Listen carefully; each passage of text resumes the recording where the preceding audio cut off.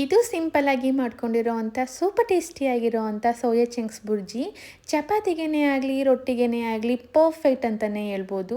ಮೊದಲಿಗೆ ಇದನ್ನು ಮಾಡ್ಕೊಳ್ಳೋದಕ್ಕೆ ಬಿಸಿ ನೀರಿಗೆ ಸೋಯಾ ಚಂಕ್ಸನ್ನು ಸೇರಿಸ್ಕೊಂಡು 10 ಮಿನಿಟ್ಸ್ ಚೆನ್ನಾಗಿ ಸೋಕ್ ಮಾಡಿ ನೀರಿನ ಅಂಶನೆಲ್ಲ ಸಪ್ರೇಟಾಗಿ ತೆಗೆದು ಇದನ್ನು ತರ್ತರಿಯಾಗಿ ಗ್ರೈಂಡ್ ಮಾಡ್ಕೊಂಡಿದ್ದೀನಿ.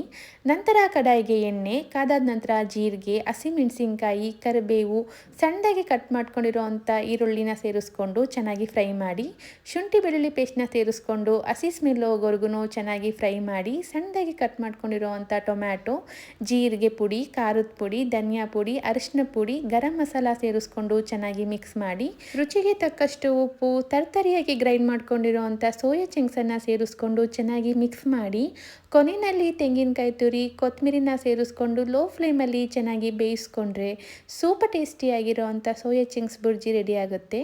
ನೀವು ಕೂಡ ಮನೆಯಲ್ಲಿ ಒಮ್ಮೆ ಟ್ರೈ ಮಾಡಿ.